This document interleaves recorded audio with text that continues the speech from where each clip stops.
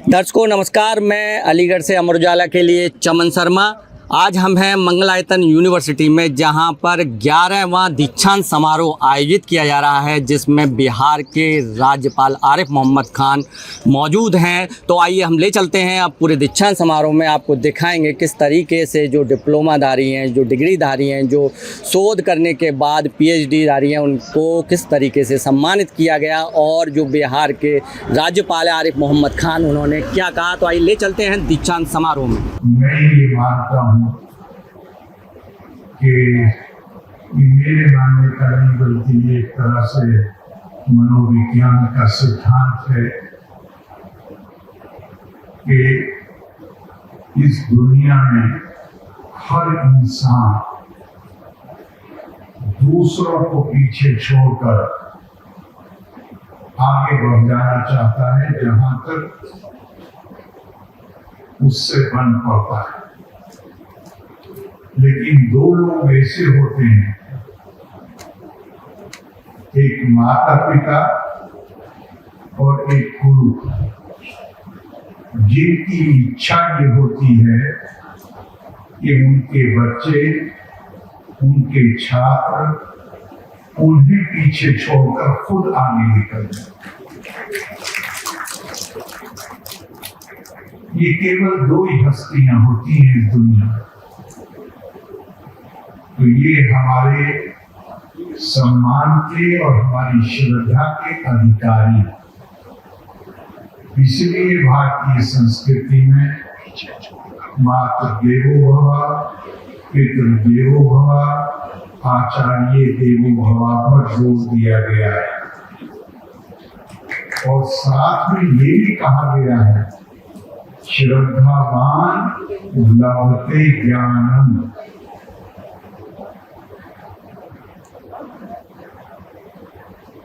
ये श्रद्धा जितनी ज्यादा होगी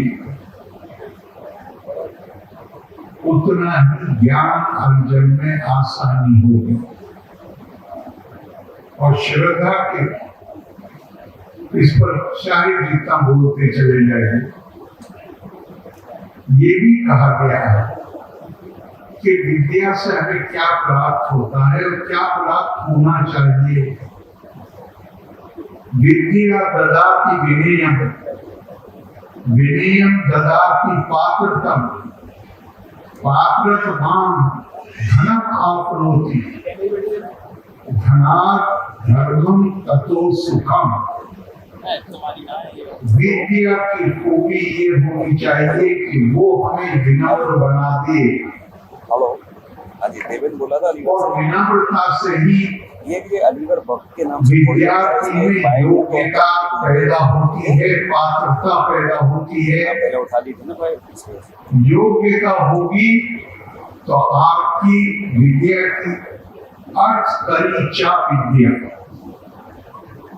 विद्या का एक उद्देश्य ये भी है कि वो आपको इस लायक बनाए कि आप सम्मानजनक अपने जीवन बिता सके। आप के पास ये योग्यता हो कि आप अर्थ करीचा विद्या, विद्या के माध्यम से अर्थ पैदा कर सके। आप अपने जीवन में प्रवेश कर रहे हैं, जीवन के नए युग में प्रवेश कर रहे हैं। आपका भविष्य उज्जवल हो। कुछ लोगों ने मेडल्स प्राप्त किए, उनसे विशेष अनुरोध है जिन्होंने मेडल्स प्राप्त किए हैं, उन्हें अब सरकार, अब समाज में, देश में मॉडल बनना पड़ेगा। एक बड़ी चुनौती है उनके सामने। मेडल से मॉडल की यात्रा बहुत कठिन है डगर करने की, लेकिन जिम्मेदारी में निभानी पड़ेगी। और जो लोग कतिपय कारणों से मेडल्स नहीं ले पाए, उनको भी अपने जीवन को आगे बढ़ाने के लिए, कुछ पाने के लिए और संघर्ष करना पड़ेगा। आज हमारे 11वीं दीक्षांत समारोह के इस ऐतिहासिक अवसर पर आपके समक्ष खड़े होकर मुझे अपार गर्व और कृतज्ञता का अनुभव हो रहा है। यह केवल एक उत्सव का दिन नहीं है, बल्कि यह उस अथक परिश्रम, समर्पण और दृढ़ निश्चय का प्रतीक है जिसने हमें इस मुकाम तक पहुंचाया है। आज हम अपने विद्यार्थियों की उल्लेखनीय उपलब्धियों से साक्षात्कार कर रहे हैं, जो ज्ञान, विवेक तथा इस संस्थान द्वारा प्रदान किए गए मूल्यों से सुसज्जित होकर एक नई यात्रा की ओर अग्रसर हो रहे हैं।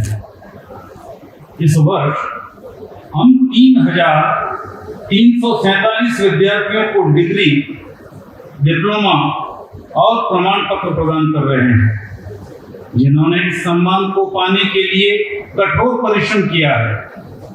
इनमें पीएचडी शोधार्थी, स्नातकोत्तर, स्नातक, पीजी डिप्लोमा और प्रमाण पत्र के छात्र शामिल हैं।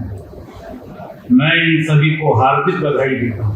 शिक्षा का उद्देश्य केवल ज्ञान अर्जन नहीं है, ये हमें सिखाता है जीवन में चुनौती का सामना कैसे करना, समाज में हमारी भूमिका क्या होनी चाहिए और हम अपने देश और दुनिया में सकारात्मक बदलाव कैसे ला सकते हैं। आज जब आप इस विश्वविद्यालय से डिग्री प्राप्त कर रहे हैं तो यह केवल एक कागज का टुकड़ा मात्र नहीं है, बल्कि ये आपके जीवन का एक नया अध्याय शुरू होने का प्रतीक है। अब आप उस शिक्षा से सुसज्जित हैं जो न केवल आपके व्यक्तिगत विकास के लिए आवश्यक है, बल्कि समाज के विकास के लिए भी अत्यंत महत्वपूर्ण है। आपको ये याद रखना चाहिए कि ज्ञान केवल उस विषय तक सीमित नहीं रहता जो आपने यहाँ अध्ययन किया है। विश्वविद्यालय में आपको सोचने, सवाल पूछने और समस्याओं का हल खोजने की क्षमता प्रदान की है। यह वह शक्ति है जो आपको इस तेजी से बदलती दुनिया में सफल बनाने में मदद करेगी। जी, आपका नाम क्या है? कीर्ति गौर। अच्छा, किस में आपको गोल्ड मेडल मिला है? मुझे एमएड में मिला। एमएड में कैसा महसूस हो रहा है कि बिहार के राज्यपाल के थ्रू आपको जो है गोल्ड मेडल से सम्मानित किया जाएगा? Feeling pride and gratitude feeling, और बहुत अच्छा लग रहा है कि मैं ये रिसीव कर रही हूँ और मतलब अपनी फैमिली भी प्राउड फील कर रही है इसमें, और मैं ऑल्सो प्राउड फील कर रही हूँ। तो अच्छा, क्या मतलब शिक्षक बनना चाहेंगी या किसी और आईएएस पीसीएस के? जी, मुझे प्रोफेसर बनना है। प्रोफेसर में जी।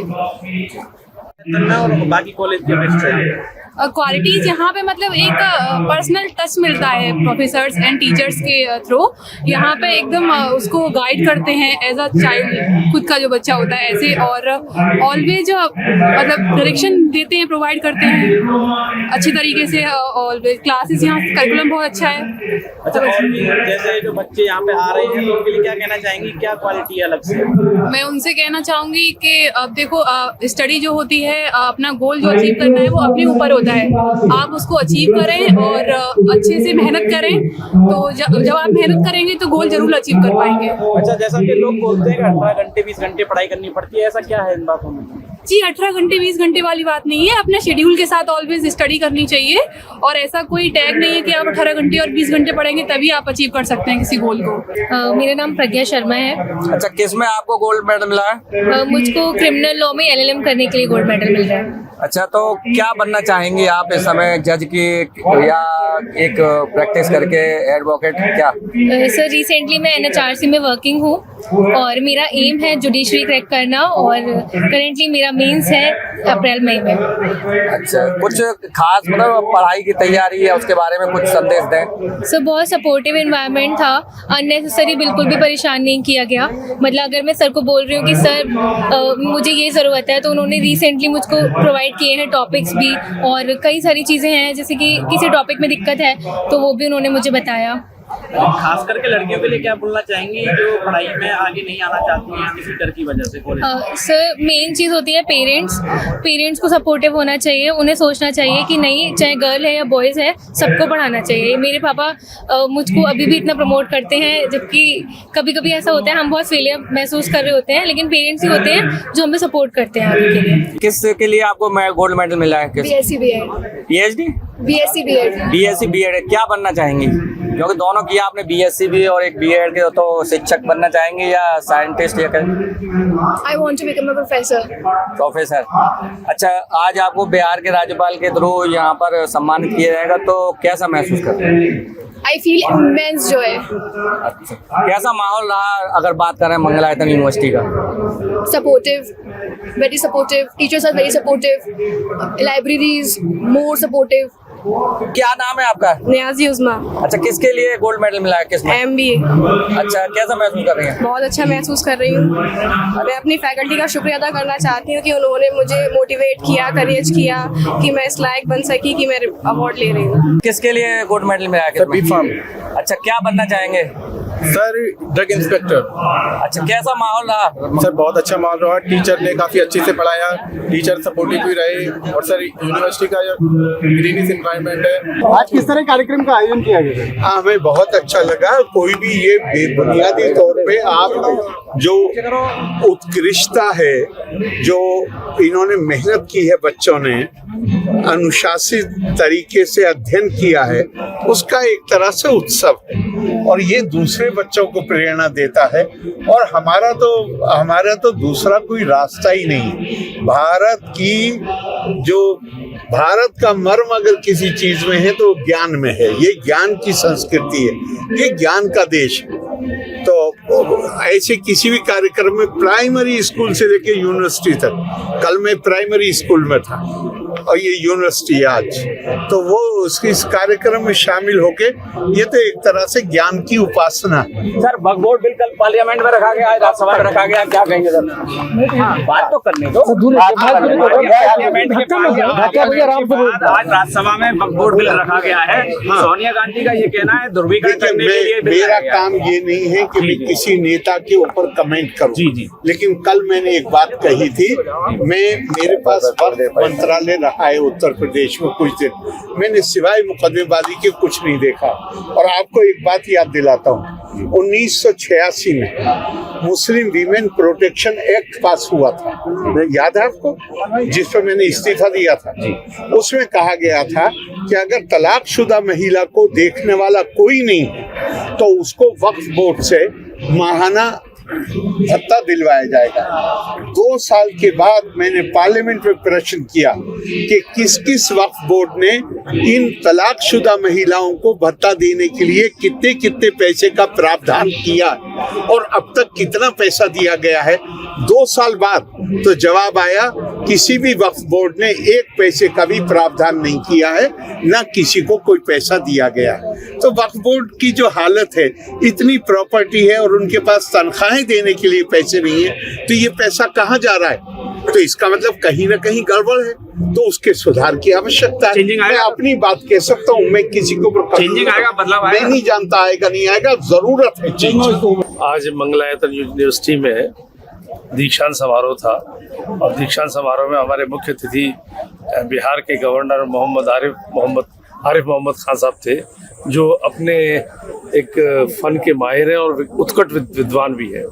उनका संबोधन भी हुआ, जिन लोगों ने अचीवमेंट की उन्हें मेडल्स भी मिले, और मैं शुभकामनाएं देना चाहता हूं आपके माध्यम से उन सभी बच्चों को जिन्होंने मेडल प्राप्त किए हैं, और ये अनुरोध करूंगा उनसे कि उन्होंने मेडल्स प्राप्त किए हैं वो समाज के लिए मॉडल बने। मंत्री जी, जैसा कि अलीगढ़ में 3 यूनिवर्सिटी हैं, परंतु जो उच्च शिक्षा कार्यालय है अलीगढ़ में कब बनाए जाने की संभावना है? अभी कोई निश्चित नहीं हुआ है इस पर। अगर आप ये वीडियो YouTube पर देख रहे हैं तो हमारे चैनल को सब्सक्राइब करें और बेल आइकन को दबाना ना भूलें। अगर आप Facebook पर ये वीडियो देख रहे हैं तो हमारे पेज को लाइक करें।